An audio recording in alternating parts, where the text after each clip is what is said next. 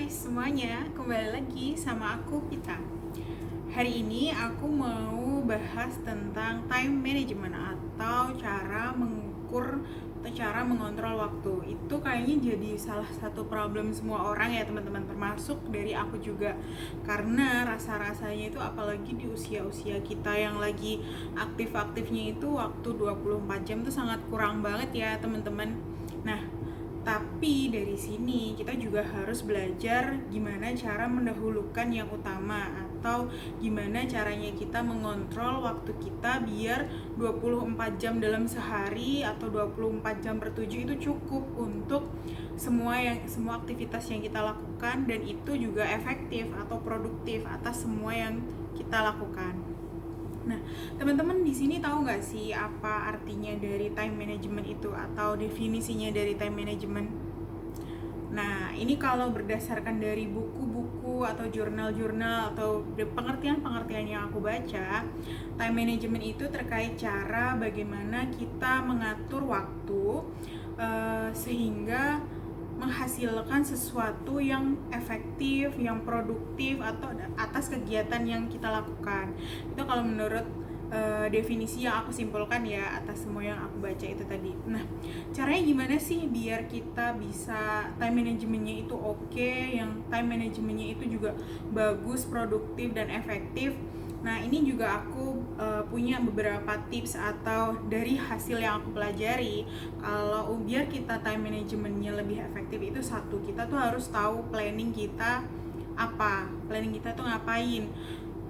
Planning kita itu untuk katakanlah dalam sehari ini ya, planning kita tuh sehari ini mau ngapain. Dan dari situ kembali lagi dalam menentukan planning, kembali lagi seperti yang aku info di awal, gimana cara kita mendahulukan yang utama. Dari planning kita, kita akan seperti ini, dari bangun tidur kita akan mandi atau gimana itu udah ke planning tuh sama kita untuk tahu gimana time manajemennya kita. Terus habis buat planning ngapain lagi? Kita tahu skala prioritasnya. Tadi lagi balik lagi ke mendahulukan yang utama. Kita paham skala prioritas. Terus misalnya, kayaknya luluran nggak begitu urgent deh untuk hari ini, kayaknya lebih urgent aku harus gosok gigi, contohnya kayak gitu ya ketika bangun tidur. Nah, jadi kita tahu skala prioritasnya atas planning yang udah ada, planning buat mengurutkan masuk ke step ketiga. Kalau kita udah tahu kita harus ngapain aja, planning kita harus ngapain aja di hari ini, dan kita juga udah tahu skala prioritasnya kita seperti apa, kita bisa membuat jadwal tuh. Kayaknya aku harus ngelakuin ini dulu deh, habis itu lanjut ke kegiatan B, habis itu lanjut ke kegiatan C, habis itu lanjut sampai ke Z.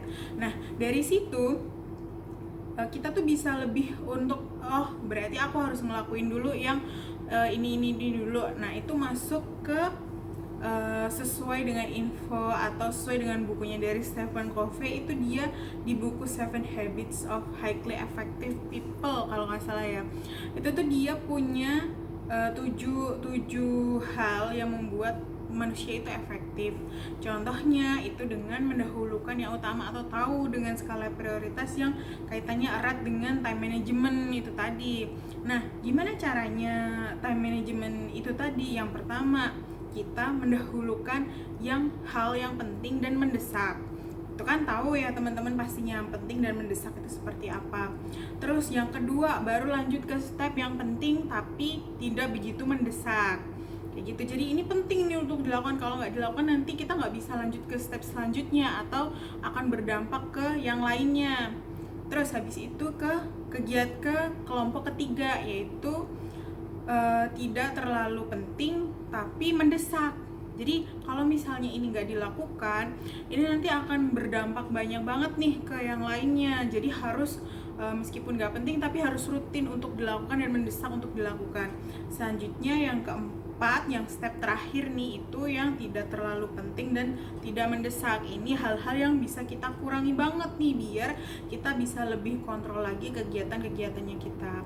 Nah, tujuannya dari time management itu apa aja sih? Itu banyak banget teman-teman.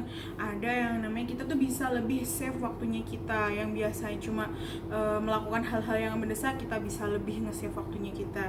Ngurangin stres. Kita kalau misalnya banyak kegiatan kan jadi bingung ya mau ngerjain yang mana dulu. Jadi bisa lebih karena udah terstruktur, jadi udah tek tek tek tek tek, jadi nggak ada tuh waktunya buat bingung-bingung mikirin stres. Terus sama efektivitas, hubungannya juga sama itu tadi yang pertama. Jadi kita lebih tahu apa aja yang harus kita lakuin, apa aja waktu jam berapa aja kita melakukannya, lebih cepet tanpa ada mikir yang neko-neko.